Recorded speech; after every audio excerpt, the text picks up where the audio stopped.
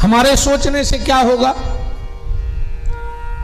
अब बड़ी सुंदर बात, नंद बाबा और यशोदा जी के आंगन में बधाई बज रही है और भगवान कारागार में प्रकट हुए। अब पुत्र तो हो, पर पुत्र कैसा हो। 2 मिनट आज की कथा का सार निकालें, फिर हम अपनी बात रखेंगे। पुत्र कैसा होना चाहिए। जब महाराज दशरथ का प्राणांत हो गया और भरत जी को ननिहाल से बुलाया गया, तो भरत जी को यह सूचना नहीं दी गई थी कि महाराज दशरथ का देहांत हो गया है। बस पत्र में यह लिखा गया था कि बहुत जरूरी काम है, जिस हालत में हो भरत जी उस हालत में अयोध्या आ जाए। और भरत जी आए भी तुरंत। और जब पिता के मरने का समाचार मिला तो भरत जी इतने व्याकुल नहीं हुए। आप रामायण पढ़िएगा, भरत जी इतने व्याकुल नहीं हुए।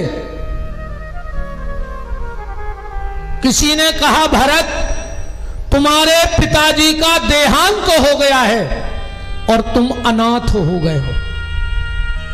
भरत जी कहते कौन कहता है कि मैं अनाथ हो गया। और ये झूठी खबर किसने फैला दी कि भरत जी के पिताजी नहीं रहे। अरे बोले ये झूठी खबर नहीं है, बिल्कुल सच है। जब शरीर सामने पड़ा है और भरत जी का जवाब सुनना, भरत जी कहते हैं कि भरत के पिता का देहांत नहीं हुआ। अगर किसी का पिता मरा है तो वो राम का पिता मरा है, क्योंकि जब तक राम है हमें पिता की कमी हो ही नहीं सकती। और रही बात अयोध्या अनाथ होने की, तो ये भी झूठ है, क्योंकि जब तक अयोध्या में रघुनाथ हैं तो कोई अनाथ हो ही नहीं सकता। पूरी अयोध्या में अगर कोई अनाथ हुआ है तो राम अनाथ हो गए, क्योंकि उनके पिताजी मर गए। तो वो अनाथ हुए हैं, हम अनाथ नहीं हुए। और रामायण में स्पष्ट लिखा है कि पिता मरण कर सोच मोह नाही। मुझे पिताजी के मरने का कोई सोच नहीं है। आयु हो गई थी, एक ना एक दिन तो सबको जाना है, क्योंकि मौत बिल्कुल सत्य है। मौत बिल्कुल सत्य है। अगर तुमने मनुष्य जन्म लिया है तो जरूरी नहीं कि तुम पैसा कमा पाओगे कि नहीं कमा पाओगे। गारंटी है कोई कि मनुष्य बन गए तो लाखों कमा ले। मनुष्य जन्म मिला है तो कोई गारंटी है कि तुम पढ़ लिख पाओगे कि नहीं पढ़ लिख पाओगे? कोई गारंटी नहीं है। मनुष्य जन्म मिला है, कोई गारंटी नहीं कि तुम नाम कमा पाओगे कि नहीं कमा पाओगे। मनुष्य जन्म मिला है तो कोई गारंटी नहीं तुम्हारी शादी होगी कि नहीं होगी। बताओ, इंसान बन गए शादी हो जाए, है गारंटी? हमारी तुम्हारी तो छोड़ दो, देश के ऐसे कई मुख्यमंत्री हैं जिनको ब्याह नहीं भाव। तुम लग कौन गिनती में रहे? देश के कई प्रधानमंत्री ऐसे हुए जिनका विवाह नहीं हुआ, तुम्हारी गिनती कहां है? देश में कई राष्ट्रपति ऐसे भय जिनका विवाह नहीं हुआ, वो तो उनकी किस्मत अलग थी। एक के पति नहीं बने पर राष्ट्र के पति बन गए। अब ऐसी तकदीर सबकी तो है नहीं कि है, पर एक बात की गारंटी है, अगर मनुष्य का जन्म मिला है तो तुम्हें मरना पड़ेगा। इस बात की गारंटी है कि बच हो नहीं सी।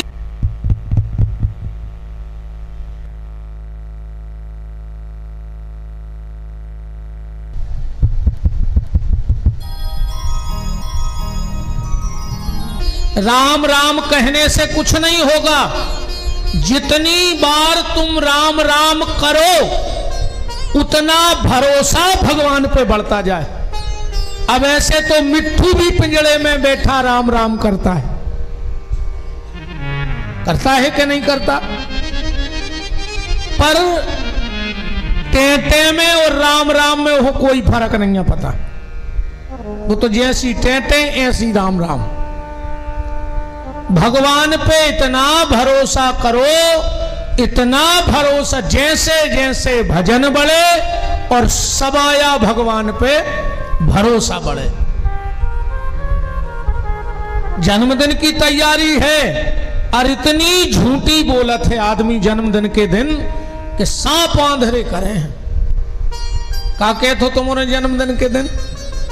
तुम जियो हजारों साल। बोलो ये सच है कि झूठ? जिएगा कोई 1000 साल? ईमानदारी बताओ। पूरा सागर किसी के लिए कहे कि तुम जियो हजारों साल, पूरा मध्य प्रदेश किसी के लिए कहे तुम जियो हजारों साल, पूरा देश किसी के लिए कहे तुम जियो हजारों साल, तो क्या कोई जिएगा? चलो ये भी तो फिर भी झूठ सहन हो जाएगा। पर इससे बड़ा झूठ देखो, क्या कहते? साल के दिन हो कई हजार। तुम्हारे बाप के घरे कैलेंडर बनन लगो, बताओ। 365 दिन की साल होती है, मतलब होती है। अब पूरा शहर चिल्लाए कि साल के दिन हो कई हजार, तो क्या संभव है? मतलब ये बिल्कुल ऐसा झूठ है जो कभी सत्य हो ही नहीं सकता। तो भरत जी कहते हैं कि मौत तो निश्चित है, एक ना एक दिन आएगी, पर मौत अगर मेरे पिता जैसी हो जाए तो इससे बड़ा भाग्य कुछ नहीं है। ये भरत जी कह रहे हैं। पिताजी की मौत कैसे हुई? बोले राम राम। बोलो ऐसी मौत किसको मिलेगी? एक बार मुंह से आखिरी में राम नहीं निकलता। वो दशरथ जी तो कितनी बार कह रहे कि राम राम कह, राम कह, और राम राम कह राम, और राम राम कह राव गए निज धाम। ये ऋषि मुनि साधु संत महात्मा पूरी जिंदगी इसीलिए भजन करते हैं कि आखिरी में जिह्वा पे भगवान का नाम आ जाए। फिर भी गोस्वामी जी कह रहे कि जन्म जन्म, एक आध जन्म नहीं, जन्म जन्म मुनिया मुनि जतन कराही, पर अंत राम कहूं आवत नाही। कई जन्मों से मुनि महात्मा बस एक आस करते हैं कि प्रभु आखिरी में मेरी जिह्वा से राम निकल जाए, पर वो निकलता नहीं है। और मेरे पिता ने तो इतनी बार राम कहा, इससे अच्छी मुक्ति क्या होगी? इससे अच्छी मुक्ति मेरे पिता की क्या होगी? बस मेरे पिताजी से एक गलती हो गई। भरत जी कह रहे बहुत ध्यान से सुनियो, बात चल रही पुत्र कैसा हो। वशिष्ठ जी ने कहा भरत सोचनीय नहीं कौशल राऊ, तुम्हारे पिताजी किसी प्रकार सोचनीय नहीं है। सोचनीय कौन है? जो ब्राह्मण होकर मदिरा का पान करता है और वेद विहीन आचरण करता है, वो सोचनीय है। सोचनीय कौन है? जो धनी होकर भी धन का उपयोग नहीं करता। और हमारे हिसाब से तो दो आदमों की छाती पे पत्थरा बांध के समुद्र में फेंक दो, चाहिए जी में मर जाए। हाँ बिल्कुल, अपनों तो नियम है, दो लोगों की छाती से पत्थर बांधो और फेंक दो, मर जाए, पे लो, जे के पैसा बहुत है। और उसने कभी 1 रुपया कभी अच्छे काम में नहीं लगाया। का मतलब हो के जीवे को बहुत पैसा होने के बाद भी अगर वो धर्म कर्म में नहीं लगा रहा है तो उसकी छाती पे पत्थर बांधो और फेंक दो। दूसरा, वो जो गरीब है, शरीर तंदुरुस्त है और फिर भी मेहनत करने को डर रहा है, को भी फेंक दो। वो भी इस दुनिया में बोझ है, शरीर हष्टपुष्ट है, फिर भी मेहनत करने से डरता है, रोता है कि हमारा चाल नहीं चल रहा है। परिश्रम करो। कई लोग भाग्य के सहारे बैठे रहते हैं। मैं भाग्य को मानता हूं, पर कर्म के बाद देखो, इस हाथ में देखो, कर्म कहां है? रेखा में है ना, रेखाओं में कर्म है, पर रेखाओं के ऊपर है उंगली, है कि नहीं है? उंगली ऊपर है, भाग्य की रेखा नीचे है। मतलब पहले तुम इन उंगलियों से कर्म करो तो भाग्य तुम्हारा अपने आप बदल जाएगा। ईश्वर ने पहले कर्म को रखा है। अब भगवान ने तुम्हें रोटी दी, अब तुम ना खाओ तो का भगवान खिलाए हाथ से? भगवान ने तुम्हें दिमाग दो, तुम उपयोग न करो तो भगवान का करे? भगवान ने तुम्हें मनुष्य बनाया और तुम इस तन का अगर उपयोग न कर पाए तो भगवान क्या करे?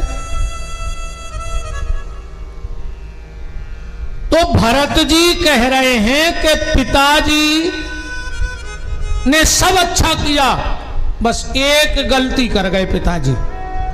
क्या गलती कर गए? वशिष्ठ जी ने कहा बताओ क्या गलती की है महाराज दशरथ ने?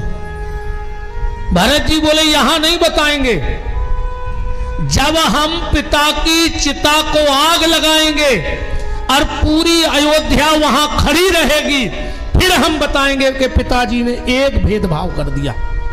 वशिष्ठ जी बोले नहीं भरत, तुम्हारे पिता ने भेदभाव नहीं किया, चारों भाइयों को एक साथ पाला पोसा, संस्कार दिए। बोले मैं कब कह रहा हूं कि पिताजी ने संस्कार नहीं दिए? फिर भी पिताजी की एक गलती है। अब पूरी अयोध्या को लग रहा है कि दशरथ की गलती भरत जी ढूंढ रहे हैं, और वो भी मरने के बाद। जब सारी अयोध्या रो रही है तो फिर चिता में आग लगाई। अब पूरी अयोध्या को इस प्रश्न का उत्तर चाहिए भरत जी से। वशिष्ठ ने कहा बेटा भरत, एक बात बताओ, क्या गलती की महाराज दशरथ ने? और भरत की आंखों से झरझर आंसू बहने लगे।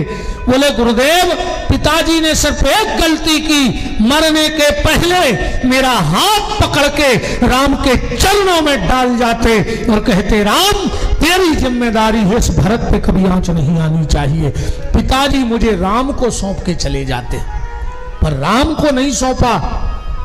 एक दिन पहले मुझे बुला लेते और मेरा हाथ पकड़ के भैया के चरणों में डाल देते कि राम आज से तू ही इसका पिता है, तू ही भाई है, तू ही सब कुछ है।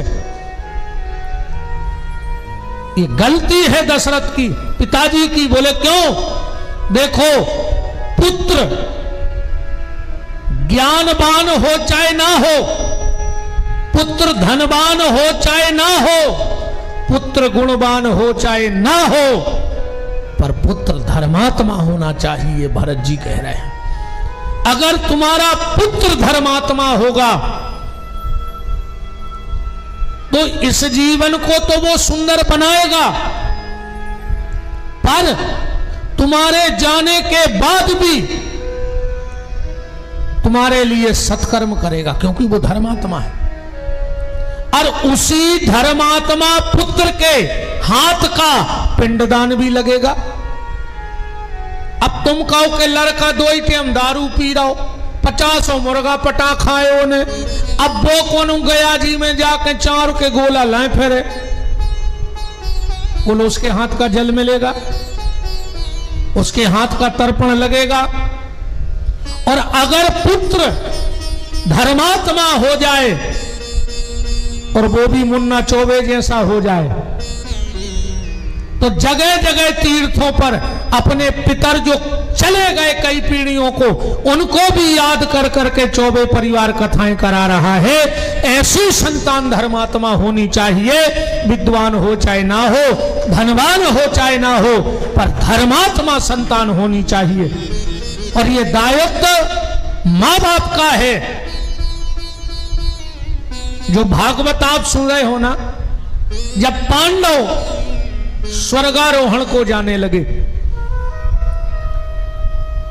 हल्ला न करो, अपनी कथा तो न दूसरे टाइप की है, बिल्कुल सना का सूजी गिरे तो सुना पर हो चाहिए, क्योंकि ये बातें तुम्हारे बहुत काम की हैं। कथाएं तो तुम घरे जाकर किताबों में पढ़ ले हो, रामायण तो तुम चौपाई में पढ़ ले हो घरे, वही तो हम बताएं, पर वो जो जीने के सूत्र गुरु कृपा से निकलते हैं इस व्यास गद्दी से, वो कमाल के हैं। ये बातें तुम्हें किसी ग्रंथ में मिलने वाली नहीं है, ये बिल्कुल गारंटी से जान लियो। राम धर्मात्मा संतान कैसे बनेगी, इसका सूत्र समझिए आप। जब पांडव स्वर्गारोहण को जाने लगे, आइए रूप सिंह जी आइए, विराजो विराजो।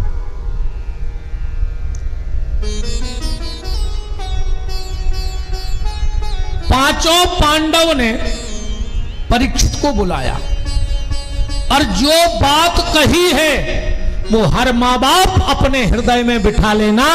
मैं गारंटी देता हूं तुम्हारी औलाद धर्मात्मा होगी।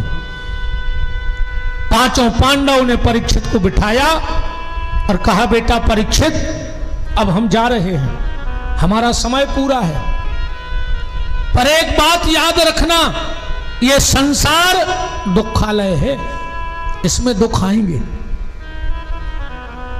ऐसा दुनिया में कोई एक व्यक्ति नहीं मिलेगा जो दुखी ना हो। एक व्यक्ति मिल जाए तो लाना कि जिसके जीवन में सीधी सीधी बात, 4 शब्द पकड़ लो, आज 4 दिन है, कुछ कुछ कुछ, सब कुछ और बहुत कुछ। ठीक, कुछ कुछ कुछ, बहुत कुछ और सब कुछ। किसी के पास कुछ है, ऐसा यहां कोई नहीं बैठा जिसके पास कुछ ना हो, कुछ तो होगा। अगर घर नहीं है तो शरीर तो है, कुछ तो है। शरीर भी पूरा नहीं होगा, हाथ कटे हुए, पांव कटे हुए, आंखें फूटी हुई, फिर भी कछु तो है शरीर। तो किसी के पास कुछ है, किसी के पास कुछ कुछ है। भाई कोई के अंदर ज्यादा है, किसी के पास बहुत कुछ है, पर सब कुछ किसी के पास नहीं है। एक व्यक्ति ये कह दे कि मेरे पास सब कुछ है, मेरे पास कोई कमी नहीं है, ऐसा पूरी दुनिया में एक व्यक्ति नहीं मिलेगा। कुछ हो सकता है, कुछ कुछ हो सकता है, बहुत कुछ हो सकता है, पर व्यक्ति के पास सब कुछ नहीं हो सकता। ऐसा कोई व्यक्ति नहीं जीवन में जिसके जीवन में दुख ना हो। अब बात यह है, ये दुख इतना बेशरम मेहमान है, इतना बेशरम है, तुम ना भी चाहोगे तो भी आएगा, ना भी चाहोगे तो भी दुख तुम्हारे जीवन में आएगा। अभी जिनकी आप कथा सुन रहे हो बांके बिहारी की, एक बात बताना, बहुत बड़े आदमी के घर में बच्चे का जन्म हो तो फटाके फूटते हैं, बैठो भैया, डीजे बजते हैं, उत्सव मनाए जाते हैं। पर अगर गरीब से गरीब व्यक्ति के यहां भी बच्चा हो और कुछ ना हो तो थाली तो बजा ही लेते। कई लोग ऐसे हैं जिनके थाली नहीं आ तो वे ताली तो बजा ही लेते, बजा लेते कि नहीं बजा ले। पर जब बांके बिहारी का जन्म हुआ, उस जेल में ना तो थाली बजाने वाला था और कंस के डर से देव की ताली भी नहीं बजा पाई। विचार करो, यहां से इनके जीवन की शुरुआत है, जहां कोई थाली बजाने और ताली बजाने वाला नहीं था। तो हम तो आम इंसान हैं, हमारे आपके जीवन में दुख आएगा। फर्क सिर्फ इतना है, किसी किसी को दुख निपटा देता है और कोई कोई दुख से निपट लेता है। दुख तो हर व्यक्ति के जीवन में आता है, कोई दुख से निपट लेता है और किसी किसी को दुख निपटा देता है। अब फैसला आपको करना है, आप उनमें से कौन हो। दुख किसको निपटाता है और दुख से कौन निपटता है। एक बात और बिल्कुल स्पष्ट करके कह दे, दुनिया में तुम्हारे दुख कोई नहीं हर सकता। पूरे संसार में अगर आप जानते हो कोई ऐसा पीर फकीर बाबा चमत्कारी हो जो हाथ फेर दे और तुम्हारे दुख दूर कर दे, है कोई ऐसा आप लोगों की नजर में? कोई ऐसा पैदा नहीं हुआ जो हाथ घुमाकर संसार के दुख मिटा दे। अरे राम कृष्ण यहीं रहे, जब वो संसार के दुख नहीं मिटा पाए तो दुनिया में कौन संसार के दुख मिटा सकता है, बताओ। कोई तुम्हारे दुख नहीं मिटा सकता, तुम्हें स्वयं के दुख खुद मिटाने पड़ेंगे, तुम्हें खुद लड़ना होगा, तुम्हारी लड़ाई कोई नहीं लड़ेगा। तो फिर ये सत्संग क्यों? बोले ये सत्संग सिर्फ दवाई है, परहेज तुम्हें करना पड़ेगा, परहेज डॉक्टर नहीं करेगा, परहेज तुम्हें करना है। यहां से सिर्फ दवाई दी जा रही, और दवाई भी कैसी, मेडिकल से दवाई ले आओ और घर में अलमारी में रख दो और तुम ना खाओ। बोले तेल पे वही तैरती थी, हमने समझा ये हल्की है, डूब नहीं रही है। वजनदार खाना होता तो डूब जाता, मतलब तैर रहा माने हल्को है। तो पांडव कह रहे हैं परीक्षित से, तो परीक्षित ये संसार दुखालय है, इसमें दुख आएगा। पर बेटा हम लोगों के जीवन में भी दुख आया, और कैसा दुख आया? तुम्हारे दादा भीम को दुर्योधन ने जहर देके मारना चाहा, हम पांचों भाइयों को और हमारी माता को लाक्षागृह में जलाना चाहा, तुम्हारी दादी द्रौपदी को भरी सभा के बीच में नग्न करना चाहा, मुझे षड्यंत्र के तहत जुए में बिठाया गया। अच्छा, भगवान कृष्ण से जब बात पूछी गई कि जब तुम पांडव के साथ थे तो तुम्हें जुआ में नहीं बैठन देने थे। भगवान बोले यही तो आदमी गलती करता है। बोले क्यों? बोले जब जुआ की सलाह भाई हमसे पूछी नहीं गई, एक बार हमें पता ही नहीं था, दूसरी बार जब इन लोगों में जुआ में सहमति बन गई चौपड़ खेलवे की, तो दुर्योधन ने कहा कि मेरी तरफ से पासे मेरा मामा फेंकेगा, शकुनी। तो उस वक्त युधिष्ठिर को भी कह देना था कि दुर्योधन, अगर तेरी सभा तेरी तरफ से तेरा मामा पासे फेंकेगा तो मेरी तरफ से मेरे मामा का लड़का कृष्ण पासे फेंकेगा। फिर बताओ शकुनी की चाल क्या कामयाब हो जाती? मायापति के सामने किसी की माया चल जाती क्या? दुर्योधन को अपने से ज्यादा अपने मामा पे भरोसा था और युधिष्ठिर को मुझसे ज्यादा खुद पे भरोसा था।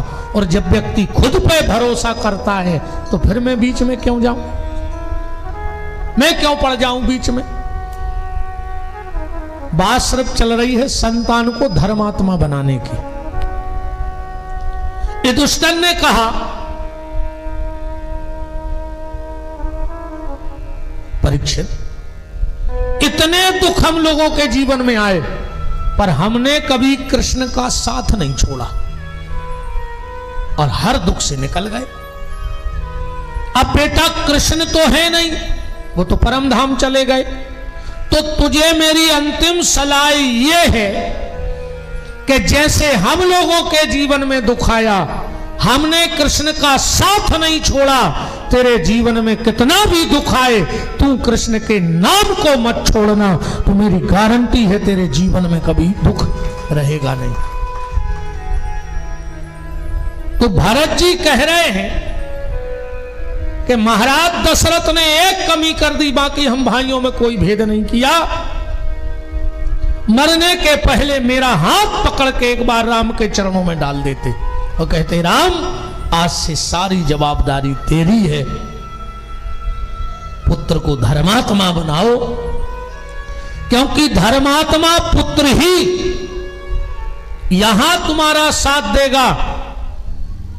और अच्छा, आज की हालत जावी है, माँ बाप भी इतने बेईमान हैं, इतने बेईमान हैं, इतने बेईमान हैं आज के माँ बाप। अगर 3 बच्चे हो या 4 और 3 कर रहे हो नौकरी और 1 कर रहा हो माँ बाप की सेवा, तो फिर माँ बाप परिचय क्या देते हैं? अरे मेरे 3 बेटे तो निकल गए, बस ये मूर्ख रह गया, है ना, ये मूर्ख रह गया। एक हमारा बेटा इंजीनियर है, एक डॉक्टर है, एक वकील है, बस ये मूर्ख यहां रह गया। मुझे लगता है वो तीनों मूर्ख थे, सच्चा बेटा तो यहां रह गया जो माँ बाप की सेवा कर रहा है। कई लोग, अगर एक आज बच्चा विदेश पहुंच जाए तो उनकी चाल बदल जाती मोहल्ला में। हाँ, जहां देखो मेरा बेटा फॉरेन में है, ज्यादा अकड़ के ने चलियो कॉलोनी में, जो ना मर जे हो सुझे कॉलोनी बारे कंदा दे हैं, कहूँ को वीजा कैंसिल होगा और टिकट नहीं मिलो तो तुम में कीड़ा पार जे साड़ा जे हो ताई। वही कभी कौन वो बहुत बड़ा आदमी मर गया तो को लड़का नहीं आ पाओ तो, है ना, हमें नाम माम तो ज्यादा हाथ नहीं, हम परत रंजन पर पंचों में ज्यादा पर सुनत रहे थे को लड़का न पाओ तो ऐसा ही तुम मर जाओ, कीड़ा पार जे सड़ जाओ, ज्यादा अभिमान में न रहो। कितना पैसा कमाओगे, खे हो तो रोटी बताओ। ऐसा तो है नहीं कि ज्यादा पैसा होगा उन्हें 6 साल को खा लाओ खट्टो, भूख तो उतनी टाइम लगेगी। तो पुत्र धर्मात्मा हो और उसी धर्मात्मा के हाथ का धर्म हमारे जाने के बाद भी हमें मिलेगा। इसलिए सच्ची कमाई करो। एक बात और सुन लियो, बिल्ली पाल लेना, कुत्ता पाल लेना, मिट्ठू पाल लियो। आजकल के पैसा वाले तो चोखरवा पालन लगवे सफेद से। हमने बड़े बड़े आदमियों के घर में देखे चुमखरे सफेद वाले। बिल्ली पाल लेना, चूहा पाल लेना, कुत्ता पाल लेना, पर ये बहम कभी मत पालना कि हमारे बगैर इस दुनिया में किसी को फर्क पड़ेगा। किसी को फर्क नहीं पड़ेगा। तुम अब भाई मर जाओ, किसी को कोई फर्क पड़ने वाला नहीं है। ये वहम कभी मत पालना कि हमारे बगैर कोई रह नहीं सकता। और जिसने ये वहम पाला वही बंधन का कारण है। यहां किसी के बगैर कोई काम नहीं चलता। अब भाई मर जाओ, वेद मरे, रोगी मरे, अमरे जलावनहार, और देखन हारे मर गए, सो जाको ता संसार। यहां कोई फर्क पड़ने वाला नहीं है। कुछ ऐसा करके जाओ कि लोग कहें कि कोई आया था। अभी हमारी चर्चा हो रही थी आपसे, आप लोगों ने सुना होगा जब नेताओं की रैली होते तो मैं कछु चिल्ले आवे बारे निगथे आगे आगे। ये क्या कहते हैं? जब तक सूरज चांद रहेगा फलाने भैया का नाम रहेगा। अच्छा, ने उनको पार्टी से मतलब आए, ने उनको डंडा से मतलब आए, ने उनको झंडा से मतलब आए, बे आए पग्गा बारे। पग्गा देव डंडा झंडा को हो, उनको तो कहने हैं। बोलो गलत कह रहे हो तो? अच्छे लोग तो जाएंगे नहीं चिल्लाने। ने अच्छे घर की बंगे बिटिंगे जाते हैं, वो तो चिल्ले आवे। बताओ, 200-250 रुपया एक पैकेट और एक पग्गा। अब तुम्हें जितनो चिल्लवाने से चिल्लवाओ। अब बात सिर्फ हम ये कह रहे हैं, जो चिल्लाते हैं कि जब तक सूरज चांद रहेगा फलाने भैया का नाम या ढिकाने भैया का नाम रहेगा, और मान के चलो भैया निपट जाएं, मर जाएं। अब उनसे पूछिए उन पौआ वालों से कि भैया की 13वीं कौन दिन पड़ रही? बोले कब है भैया, कब है मर गए? उनको जो भी पता नहीं है, जो उन चिल्ले आ रहे थे। मैं सिर्फ ये बात कह रहा हूं आपसे, ऐसा चिल्लाने से कुछ नहीं होगा। पर हां, ये व्यास गद्दी कह रही है कि जब तक सूरज चांद रहेगा भजन करने वालों का नाम रहेगा, परोपकार करने वालों का नाम रहेगा, धर्म के कार्य करने वालों का नाम रहेगा। जिंदगी में कुछ ऐसा करके जाओ कि जाने के बाद लोग तुम्हें याद करें कि कोई आया था। और मेरे हिसाब से तो जीवन का ये सूत्र है कि आओ,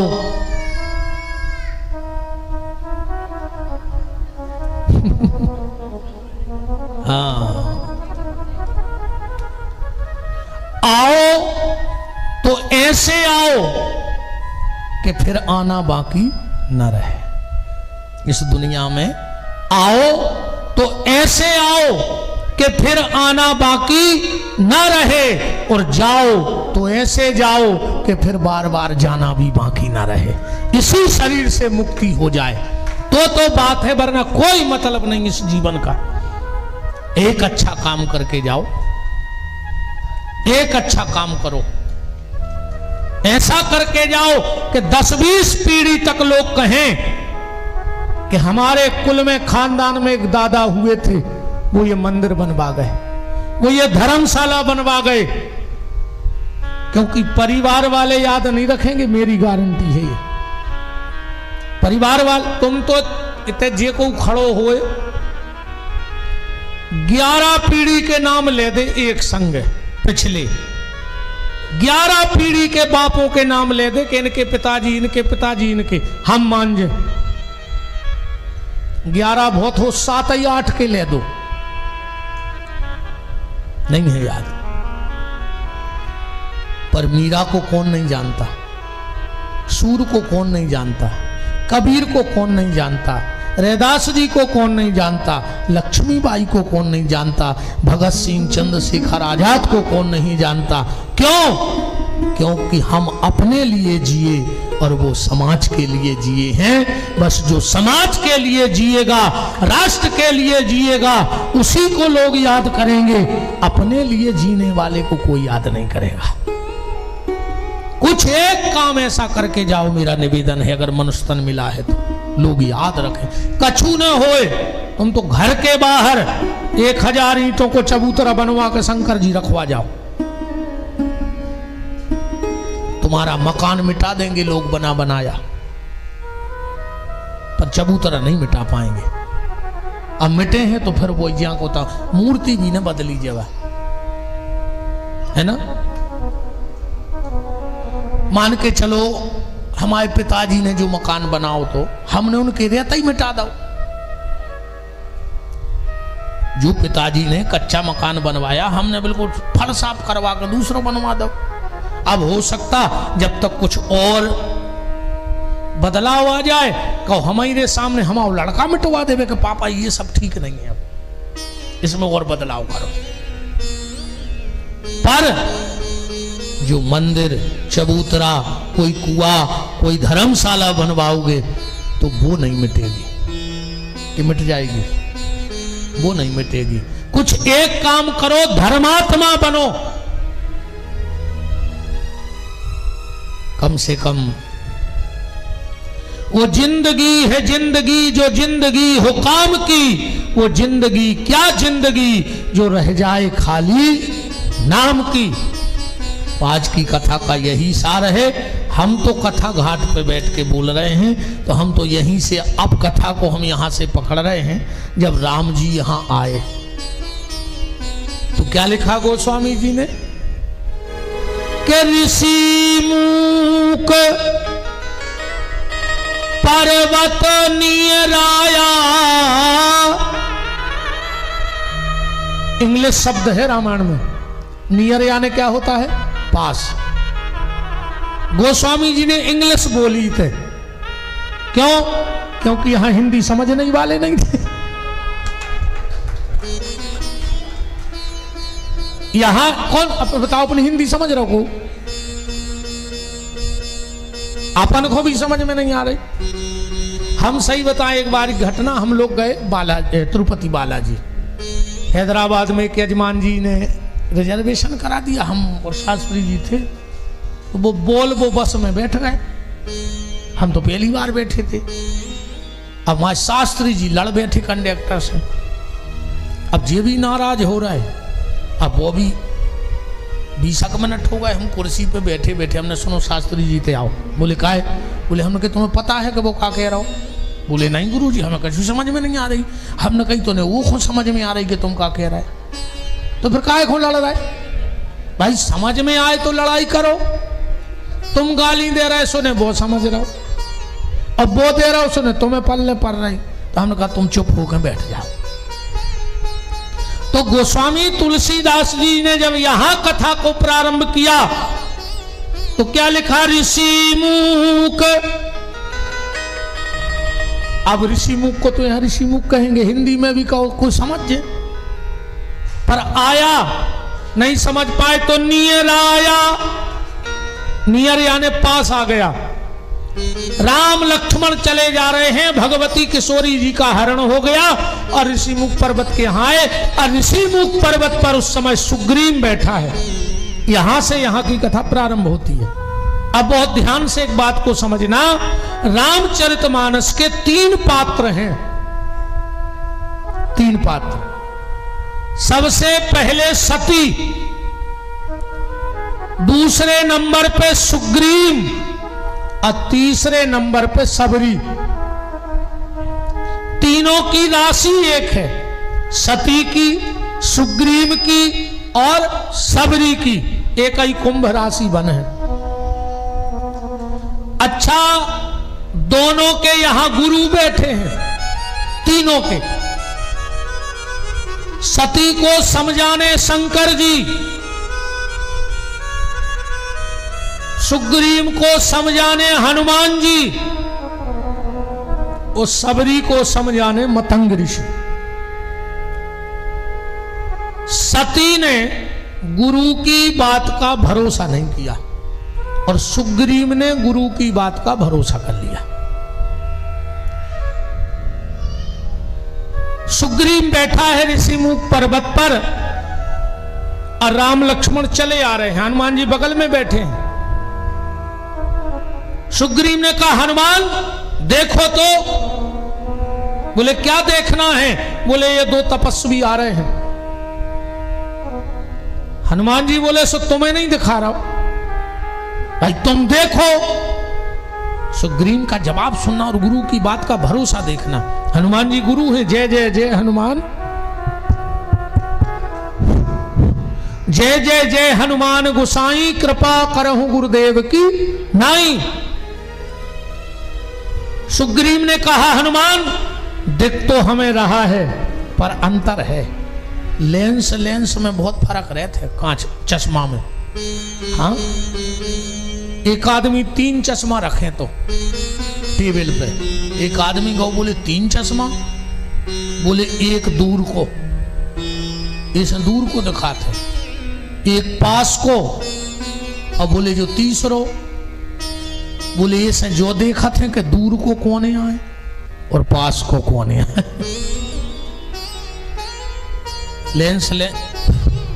लेंस का बड़ा फर्क होता है। एक आदमी डॉक्टर के पास गया, बोले डॉक्टर साहब ऐसा चश्मा दो जिसमें हम पढ़ सकें। डॉक्टर ने एक 0 नंबर का चश्मा दिया, एक कागज दो, बोले पढ़ पा रहा है? बोले नहीं। उसने 1 नंबर बढ़ाया, बोले अब? बोले नहीं।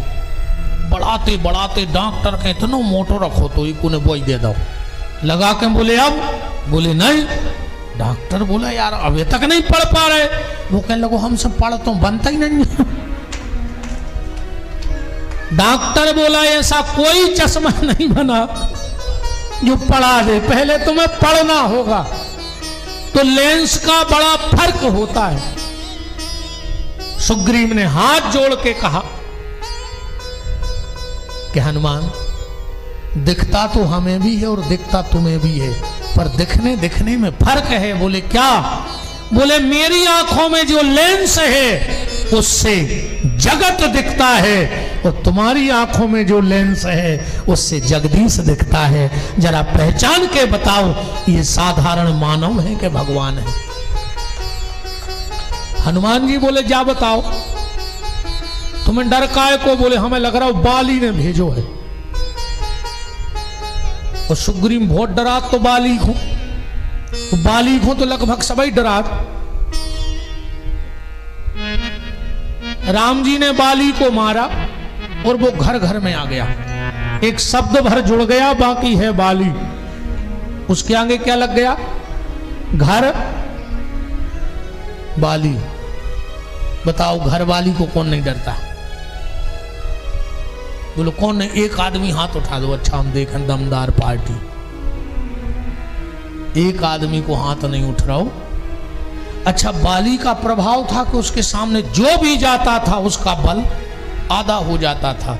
ऐसा ही घर वाली को प्रभाव है, सामने भर गए और बल अपने आप कमजोर हुआ। है ना?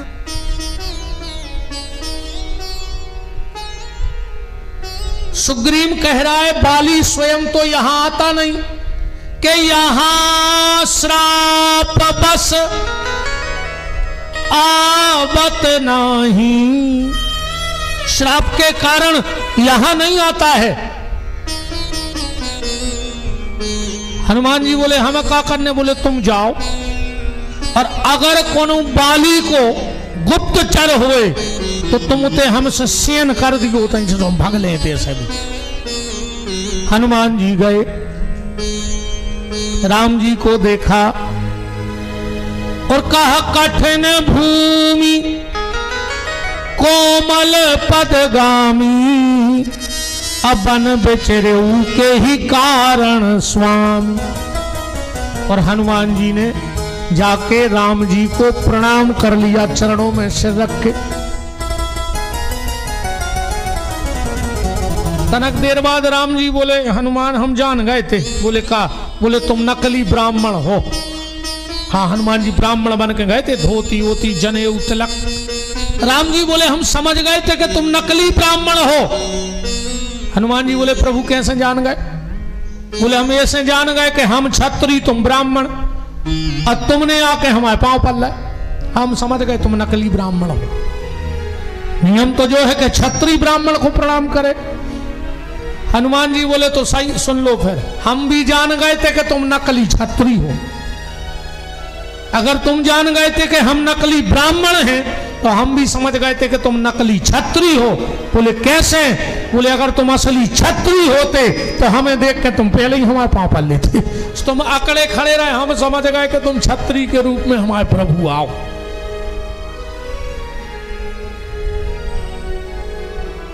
राम जी ने कहा कि आपन चरित कहा हम गाई, अब विप्र कहूं निज कथा बुझाई। चलो हमारा तो तुमने सब परिचय ले लिया। अच्छा एक बात और देखो, बहुत ध्यान से एक चौपाई पढ़ना। हनुमान जी ने कहा कि तुम यहां क्यों घूम रहे हो, तमिलनाडु में क्यों घूम रहे हो, क्या दिक्कत है? तो राम जी कह रहे कि यहां हरि निश्चर बय देही ते ही खोजत हम। अब लग रहा है कि राम जी झूठी बोल रहा है, वो ध्यान से चौपाई पकड़ियो, जबकि राम झूठ नहीं बोल सकते। सीता जी कहां हरी गई? पंचवटी, महाराष्ट्र, नासिक में। पंचवटी तो वही है जहां सीता जी का हरण हुआ। और राम जी कह रहे थे कि यहां हरि निश्चर बय देही। किसी ने राम जी से कहा झूठ क्यों बोल रहे हो? भाई मान के चलो अपन लोग यहां रह रहे और हमारा कुछ वस्तु सागर में खो गई हो और अब हम यहां हल्ला दें कि यार हमारी को उन्हें चैन उठा ली कमरा में से, तो जब तो शुद्ध बेईमानी है, नहीं है? राम जी से कहा आपकी सीता हरी गई पंचवटी में और आप ऋषिमुख पर्वत पे करे के यहां हरी निश्चर बय देही। राम जी बोले हम झूठ नहीं बोल रहे, इतने सीता की तो चर्चा ही नहीं हो रही। बोले फिर? बोले हमने ये कहा कि यहां हरि, तो हरि माने होता है बंदर। राम जी बोले यहां तो हम अपने बंदर को ढूंढ रहे हैं, हनुमान को। यहां हरि, बोले फिर क्या होगा? बोले मेरा हरि भर मिल जाए, माने हनुमान। तो निश्चर, निश्चर वो ढूंढ ही ले अपने आप, और जहां निशाचर मिले तो बय देही, सीता को भी पता लग जाए। इसलिए राम ने झूठ नहीं बोला यहां चौपाई में। राम जी बोले तुमने हमारी सब जानकारी ले ली, अब अपनी बताओ। आपन चरित कहा हम गाई, विप्र कहूं निज कथा। हनुमान जी बोले प्रभु तुम भी कैसी बातें कर रहे, बानर की भी कथा होते, हम बानर हैं। हनुमान जी बोले, राम जी बोले तुम्हारी कोई कथा नहीं। हनुमान जी बोले कोई कथा नहीं हमारी। तो राम जी बोले अपनी व्यथा सुनाओ। हनुमान जी बोले फिर आपने बेई बातें करी, कथा हमारी हो नहीं सकती, और जब आप मिल गए तो व्यथा हमारी बच नहीं सके। जब आप मिल गए अब काय की व्यथा? राम जी बोले तो फिर हम आगे बढ़े। हनुमान जी बोले नहीं नहीं नहीं, आगे नहीं बढ़ने। बोले क्यों? बोले हम आए तो यही खो है। अच्छा हनुमान जी को काम का है? हनुमान जी की ना तो कोई कथा है और ना उनकी व्यथा है, पर वो करते दो ही है। भगवान की कथा भक्त को सुनाते हैं और भक्त की व्यथा भगवान को सुनाते हैं। ये हनुमान जी का काम है। उनकी ना कोई कथा है और ना कोई व्यथा है। राम जी बोले फिर कौन की सुनावे आए? बोले नाथ सेल पर कपिपति रही, सो सुग्रीव दास तब आही। सरकार एक सुग्रीव नाम को दास रहते आपको, हमारी इच्छा है आपको के पास चलो। राम जी बोले वाह, एक तो कह रहा है दास और हम चले के वो आहे। चौपाई में क्या लिखो? नाथ सेल पर कपिपति रहे ही, सो सुग्रीव दास। अच्छा मान के चलो हिसाब के लाने नौकर मालक के पास जात के मालक नौकर के आओ। नौकर जी भाई मान के चलो तुम्हें कलेक्टर से मिलना है तो तुम कलेक्टर के पास जाओगे, कलेक्टर हूं घरे बोले को हम तुम्हें इस पास दस्तखत होने हैं। राम जी बोले पहले तो तुम उसको दास कह रहे, अब फिर हमसे कह रहे चलो। हनुमान जी बोले प्रभु बात ऐसी है कि मरीज दो प्रकार के होते हैं। एक मरीज ऐसो होते कि तनक बीमार भाव बुखारी उठा के डॉक्टर के चलो जात, पर एक मरीज इतनो सीरियस रहते कि डॉक्टर खो के पास आने पर। तो जो सुग्रीव है वो सीरियस पेशेंट है। अगर तनक बहुत बीमार हो तो हमले वाले आते मोटरसाइकिल पे कि हाथ देख दे दवाई कर दे। हालांकि दो चीजों से कबू बेर नहीं करियो तुम्हारे, एक डॉक्टर से और एक भगवान से। अगर भगवान रूठ गाओ तो डॉक्टर के पहुंचे है, और अगर डॉक्टर रूठ गाओ हमें जा बताओ कथा करे तुम्हारे यहां है कि हम सब कह रहे ऊपर बाहर है। राम जी बोले वो कितना भी सीरियस क्यों ना हो पर हम नहीं जाएंगे क्योंकि वो दास है। हनुमान जी बोले तो एक काम करो फिर रिश्तेदारी बदल लो और तुरंत नीचे की चौपाई पढ़ो। पहली चौपाई में क्या कहा कि सो सुग्रीव दास तव आही, और नीचे की चौपाई में कि ते ही सननाथ मैत्री कीजे, तो मित्र बना ले। अब मित्र के घरे आए जाए में क्या दिक्कत। राम जी बोले उसे कैसे मित्रता कर ले, बैर प्रीत और प्रेम बराबरी वारों से करो चाहिए। हनुमान जी बोले तो सुन ले सही बराबरी अब तुम्हारों की या है दो ही जनों की। राम जी बोले कैसी बात कर रहा है, बोले बिल्कुल हम सही कह रहे हैं। अब जो तुम्हारों की कुंडली मिल रही ऐसी दुनिया में कोई की नहीं मिल रही। राम जी बोले कैसी।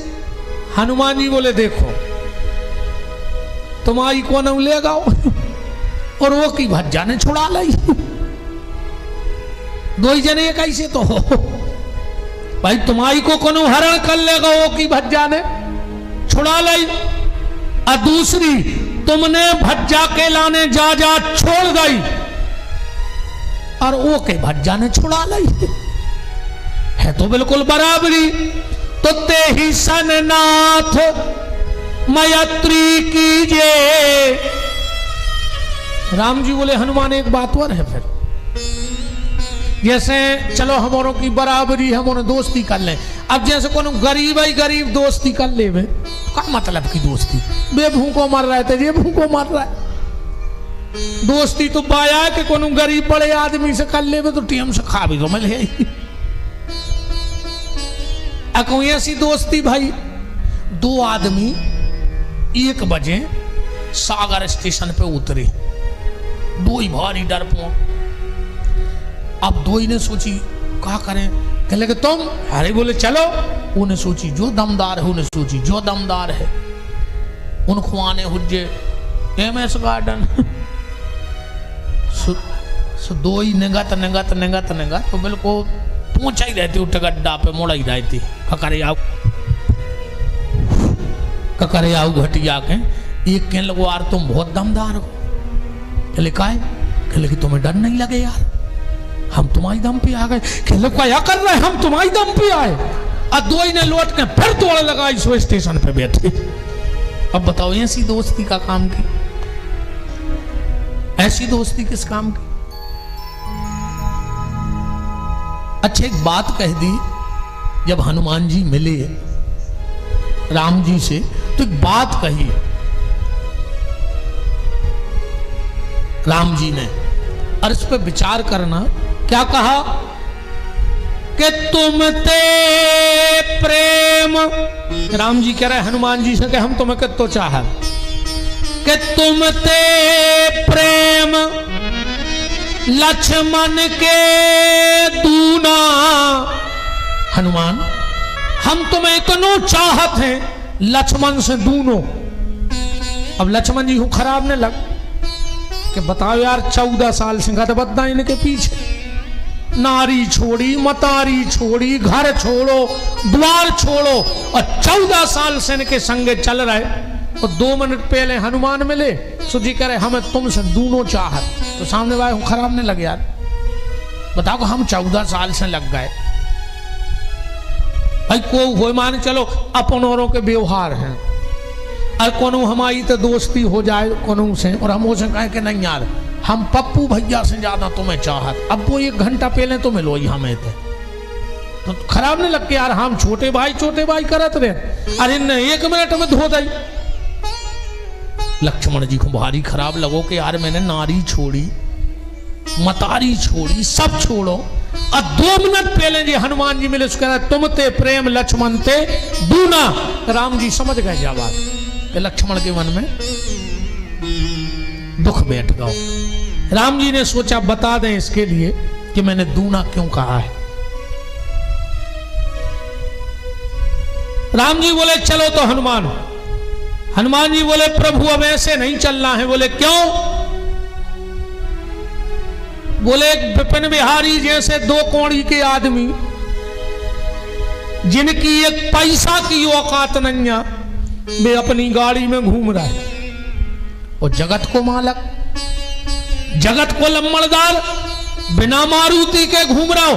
हनुमान जी बोले आज से तुम्हारी मारुति हम। हनुमान जी का क्या नाम है? मंगल मूर्ति मारुति। अब राम जी ने तो आके मारुति लाई। अब राम जी को पैदल नहीं चलना है, गाड़ी खरीद गई, मारुति मिल गई। अच्छा आज विज्ञान ने ऐसी गाड़ी बना ली है कि भाई समुद्र में चल जात, भाई रोड पे चल जात, और भाई उड़ जात। एक गाड़ी 3 काम करत। पर जैसी मारुति मेरे सरकार के पास है राम जी के,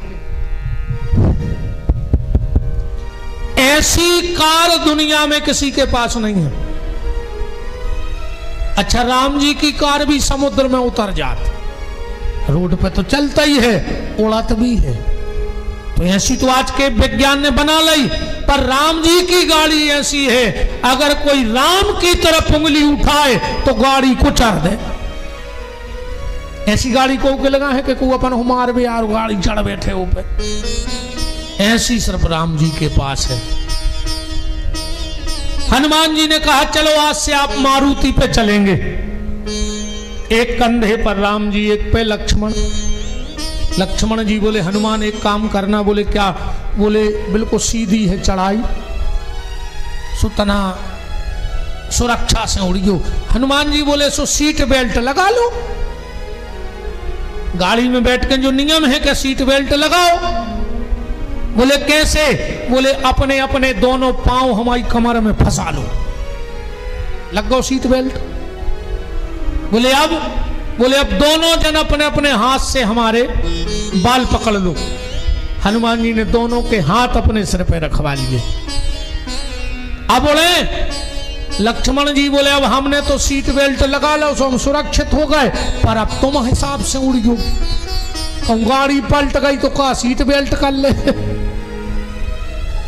बताओ। हनुमान जी बोले लक्ष्मण अब ये गाड़ी नहीं पलट सकती। बोले क्यों? बोले जिसके हृदय में राम के चरण हो और जिसके सिर पे राम के हाथ हो, वो दुनिया की कोई चढ़ाई चढ़ सकता है, वो कभी गिर नहीं सकता। गोस्वामी लिख रहे लिए दुई जन पीठ चढ़ाई। और हनुमान जी ने कहा जय श्री राम। और जैसे ही उड़ने लगे राम जी लक्ष्मण जी की तरफ देखे। लक्ष्मण जी ने आंखों ही आंखों में कहा प्रभु मिल गया मुझे मेरा जवाब। आपने हनुमान से भी कहा कि तुम ते प्रेम लक्ष्मण के दूना, मुझे मिल गया जवाब। बोले कैसा? बोले मैं हूं शेष और आपका भार में उठाता। भगवान कहां सो रहा है? क्षीर सागर में। काय पे सो रहा है? शेष सैया पे। तो शेष भगवान का भार उठाता है। पर लक्ष्मण जी बोले आज हनुमान ने शेष का और दिनेश का दोनों का भार उठा दिया। इसलिए आपने कहा था तुम ते प्रेम लक्ष्मण ते दूना। पहुंचे सुग्रीव से मित्रता हुई। आज जब मित्रता हो गई तो सुग्रीव हाथ जोड़ के बोला कि प्रभु एक बार की बात है। बोले क्या? बोले गगन पंथ देखी मैं जाता और परबस परी बहुत बिल खाता। मंत्रन के मंत्रन सहित यहाँ एक बारा और बैठत रहूं मैं करऊं बेचारा। देखिए क्या हुआ। राम लीड है।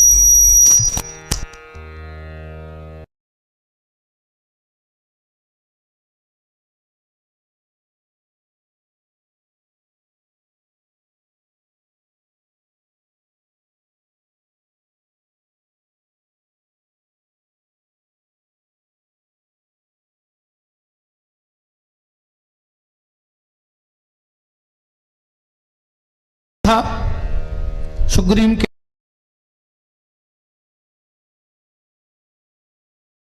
नारी के करुण क्रंदन की आवाज मेरे कानों में दिखाई दी और उसी समय वहां से कुछ आभूषण गिरे। मंत्रन सहित यहाँ एक बारा बैठत रहूं मैं करूं बिचारा। राम राम हा राम पुकारी हमहु देख दीनहु पटडारी। राम जी बोले लक्ष्मण ये सुग्रीव कितना भाग्यशाली है। लक्ष्मण जी बोले काय? बोले सीता जी ने अपने आभूषण एक के ऊपर डाले, भक्ति ने कृपा करी, ये भाग्यशाली है। लक्ष्मण जी बोले बस आप में जय कमियां है प्रभु, आप वो पहलू देखो ही नहीं चाहत जो सत्य है। बोले क्या क्या दिखाना चाहते हो लक्ष्मण? लक्ष्मण जी बोले सुनो भैया, जो भाग्यशाली नोइया है उनने सीता मैया ने पे कृपा करके आभूषण डाले आए। बोले फिर? बोले खुद चुरिंगे दे गई। कह रहे चुरिंगे पहले और भीतर बेजा कायर एक राक्षस समाव हरण करके ले जा रहा हो और तुम बैठ के विचार कर रहा हो कायर।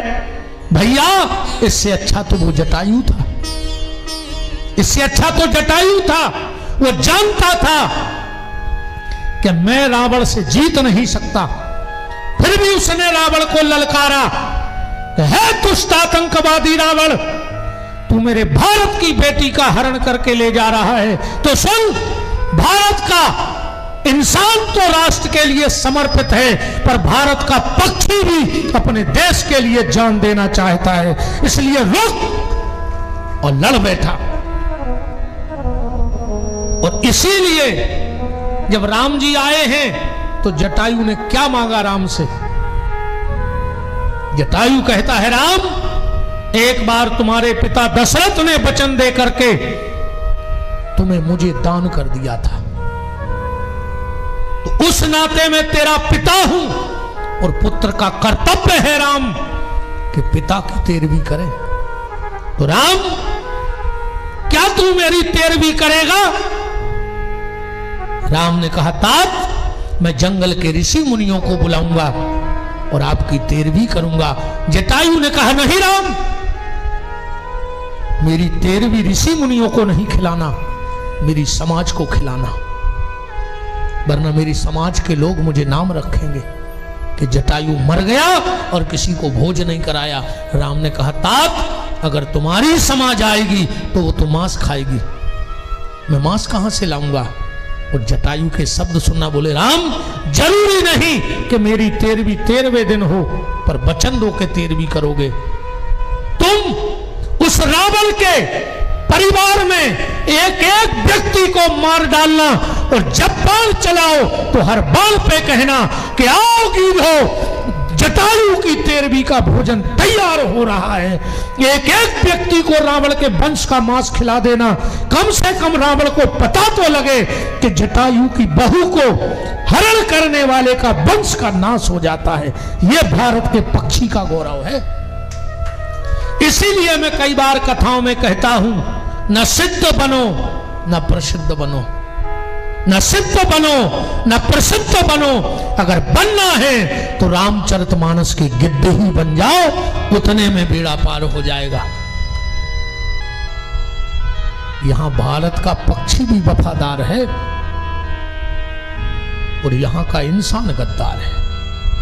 हाँ बिल्कुल पप्पू भैया, कुत्ता कब इंसान बन के ईमानदारी निभा दे उसका कोई भरोसा नहीं, और कब इंसान कुत्ता बन के कुत्तापन दिखा दे इसका भी कोई भरोसा नहीं है। कब इंसान कुत्ता बन जाए इसका कोई भरोसा नहीं इस दुनिया में। तो लक्ष्मण जी कह रहे भैया इससे अच्छा तो वो जटायु था, कम से कम प्राण दे दिए। राम जी बोले लक्ष्मण तुम्हारी सोच गलत है।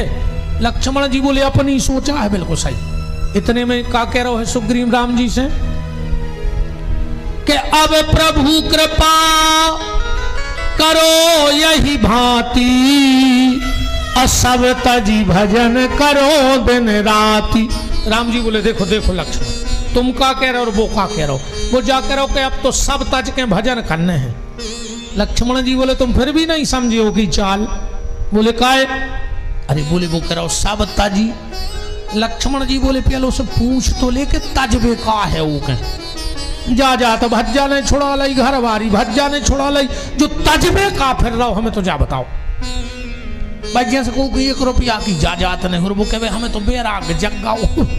अब तुम तो ऊंचा ही बेरागी हो जब खावे हैं नहीं, अब तुम का तजबे फिर रहे हमें जा बताओ। बात तो तब है जब कोनो अरबपति खरबपति एक दिन उठ के कह देवे के बस मैंने सब त्याग दिया तो वो त्याग जाए। अब तो 2 टाइम की रोटी की तो जुगाड़ है नहीं हो, कहीं भी बहुत बड़े त्यागी हो गए, आज से हम सब छोड़ रहे तो हाथों का। लक्ष्मण जी बोले तुम वो की चाल नहीं समझ रहे। वो जा कह रहा है कि पहले बाली घुमार दे, घर बारी दुआ दे, राज्य दुआ दे, 2-5 साल हम अच्छे सुख से घरे रह लाए, फिर सब तजी भजन। राम जी बोले लक्ष्मण तुम सोचत कहां से हो। लक्ष्मण जी बोले जैया आप जय बुद्धिया लगाऊंगे थे अब। हाँ खलो जैसी सोचने पर है। मांगा अंतिम भाव आज की कथा का, मांगा राम जैसे आभूषण जो सीता जी के थे, मांगा राम तुरंत ते ही लीना। राम जी ने हाथ में आभूषण लिए और बगल में लक्ष्मण खड़े थे। एक भाव देखना, आज के जो रिश्ते तार तार हो रहे उन पे भाव देखना। इसीलिए मैं कहता हूं कि राम कथा हर घर में जानी चाहिए, ये भाव पहुंचने चाहिए। मैंने शुरू में बैठते हुए कहा था कि चौपाई दोहा तो तुम घर में पढ़ सकते हो, पर जो निचोड़ हनुमान जी की कृपा से आपको मिलता है वो नहीं निकाल पाओगे। वो तो बिना संत सदगुरु की कृपा के वो भाव आते ही नहीं है। राम जी ने आभूषण लिए और लक्ष्मण की तरफ कर दिए। लक्ष्मण ने कहा क्या बात है। राम ने कहा लक्ष्मण जरा देखना क्या ये सीता के आभूषण हैं। लक्ष्मण की आंखों से तर आंसू बहने लगे। बोले भैया अगर इस वक्त ये पृथ्वी फट जाती तो लक्ष्मण उसमें समा जाता। राम ने कहा मैंने ऐसा क्या कह दिया।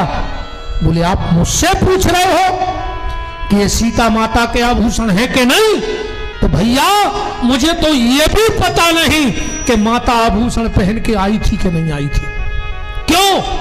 बोले भैया 14 साल में मैंने माता जानकी का चेहरा नहीं देखा, मैं जानकी के चेहरे से नहीं पहचानता, क्योंकि लक्ष्मण ने जब भी माता के सामने गए तो सिर्फ उनके नाखून देखे हैं जब पांव पड़े हैं। तो अगर सीता माता का नाखून काट के ले आओ तो मैं बता सकता हूं कि मेरी माता का है, क्योंकि नाखून के ऊपर कभी मेरी नजर गई नहीं। मैंने चेहरा देखा ही नहीं कि माता काली है कि गोरी है, कितनी ऊंचाई है, मोटी है कि पतली है, क्योंकि मैंने माँ के सिर्फ पांव के नाखून देखे हैं। जब मैं प्रणाम करने जाता था तो नाखून का स्पर्श करके वहां सिर रखता था, मैंने कभी चेहरा देखा ही नहीं। और आप हमसे कह रहे हो कि के कंकन है, कंकन माने जेवर, कंकन है किसके करके, लक्ष्मण से यह पूछते हो। प्रभु आज मैं अपनी नजरों में गिर गया हूं, आपने इतनी बड़ी बात कैसे सोच ली कि लक्ष्मण और सीता जी के आभूषण पहचानेगा।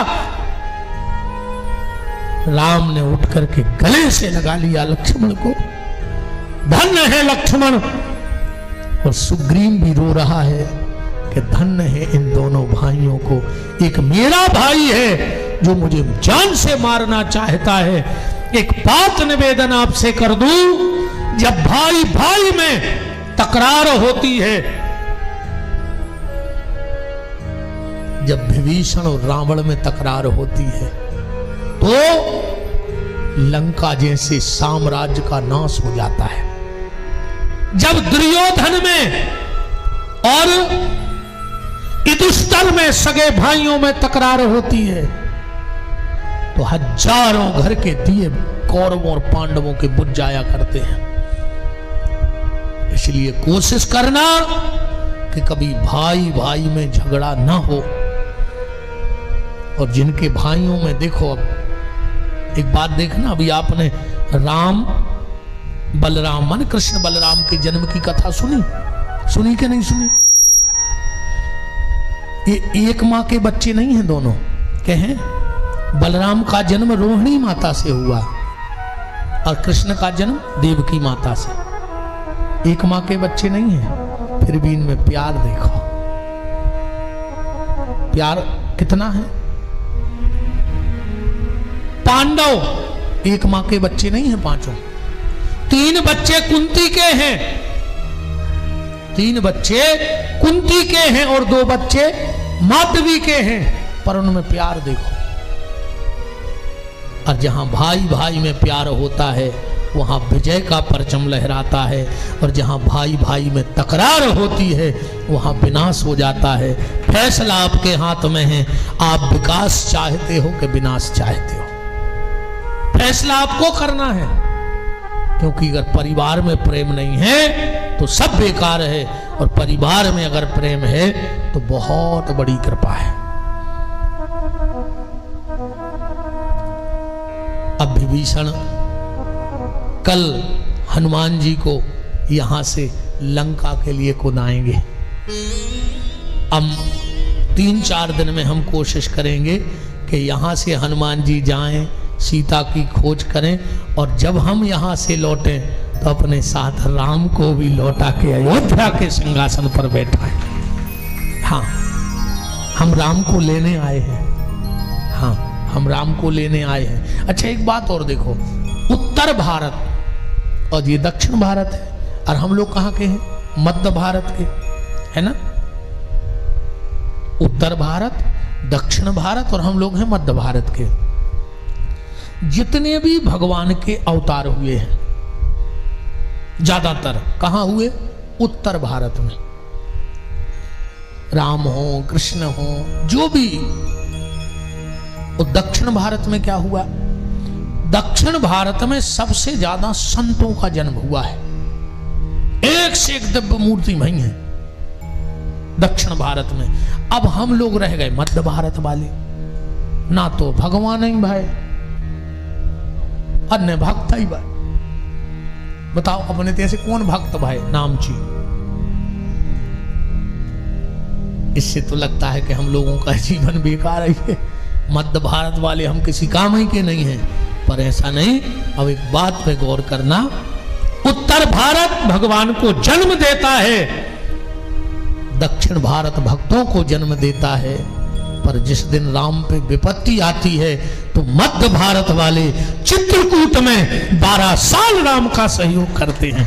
हम राम के विपत्ति के संगाती हैं। काय के संगाती आए अपन? विपत्ति के। सुख में आदमी भूल सकत के कोने कोने संग दो, पर जो विपत्ति में खड़ो होते आखिरी तक नहीं भूले। ऐसे हमें नहीं लगत कि भगवान अपन को भूल जे हैं। कैसे अपन ने चित्रकूट में संग दो है, मध्य भारत मध्य प्रदेश में चित्रकूट है, और 12 साल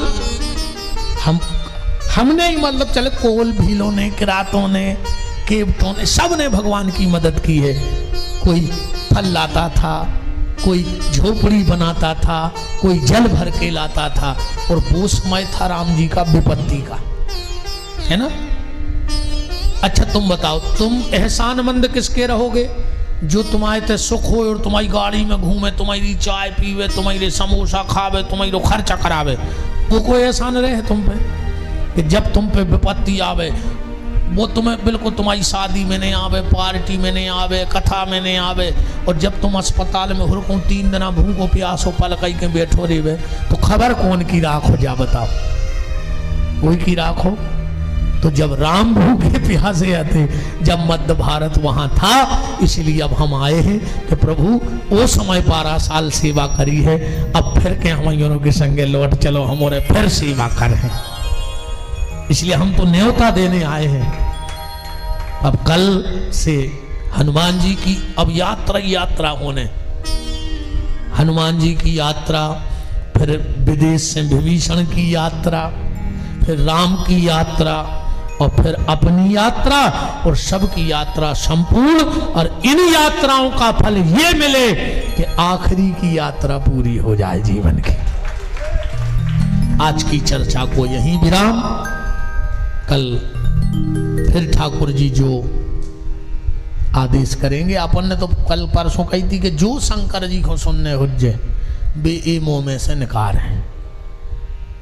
बिल्कुल अपन तो फ्री बैठ जाते हैं कि अब तुम्हें का बुलवाने सो तुम जानो, हम उसे आगे पीछे से कोई मतलब नहीं है।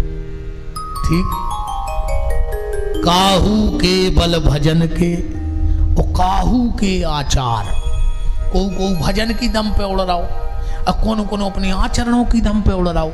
अब विपिन बिहारी काहू के बल भजन के और काहू के आचार,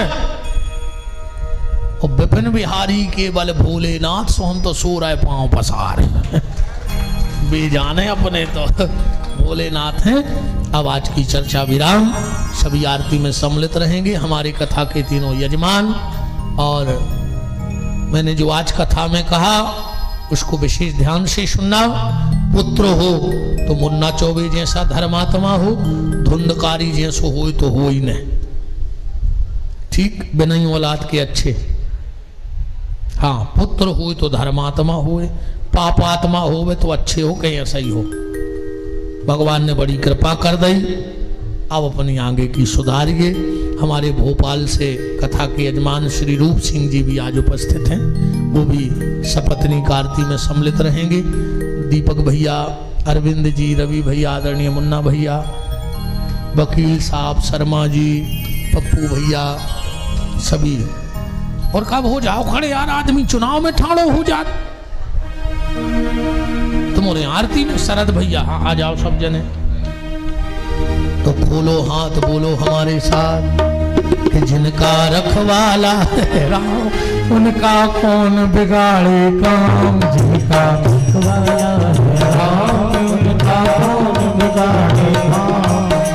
कृपा करे जब श्याम सलोना, माटी भी बन जाए सोना। कृपा करे जब श्याम सलोना, माटी भी बन जाए सोना। निर्बल बलशाली बन जावे, दुख दारिद्र निकट नहीं आवे। निर्बल बलशाली बन जावे, दुख दारिद्र निकट नहीं आवे। मेरे प्रभु की लंबी भुजाएं अपने दास को सदा बचाएं। मेरे प्रभु की लंबी भुजाएं अपने दास को सदा बचाएं। सबको मिल जाए आराम, जिनका रखवाला है राम। रखवाला है राम, उनका कौन बिगाड़ेगा। दोनों हाथ ऊपर उठाइए, बोलिए हमारे साथ। हे मेरे नाथ, मैं आपको कभी न भूलूं। हे मेरे नाथ, मैं आपको कभी न भूलूं। हे मेरे नाथ, अब तो दया करो। चलिए सभी, विमल भैया भी हम इनको देख के हंसी आ रही अब। शरद भैया हमसे अब कह रहे थे ने कहे अब तुम देखे और हमें हंसी भा रहे। चलो कछु नहीं है।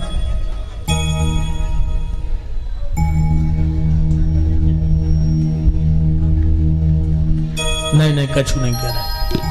चलो आरती। हरि ओम चंद्रमां सोजातसोहो सूर्यो जायतो श्रोत्वादो ईश्वरारुषमुखादग्निर्जायतो।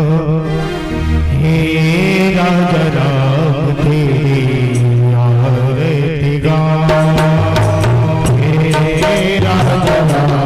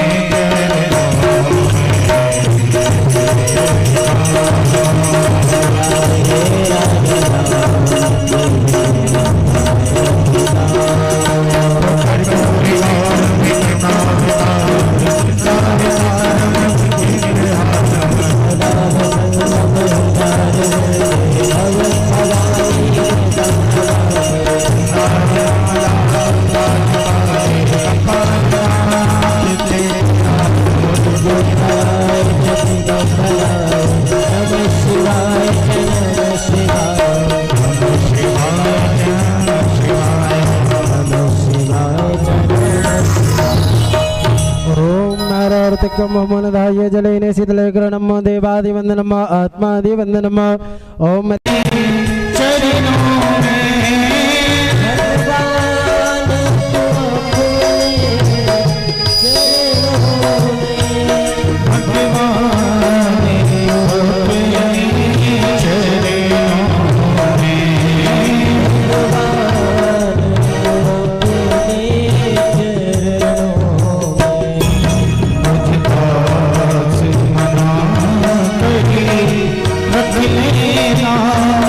भगवान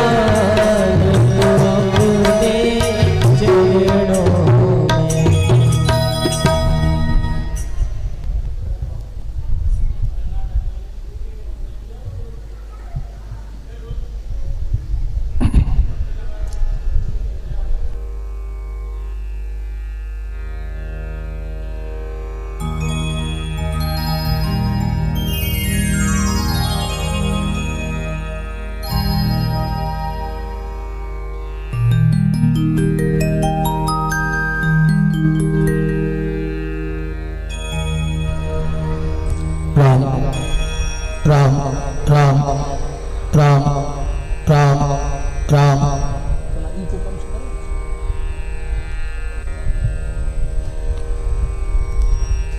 राम राम श्री राधे राम राम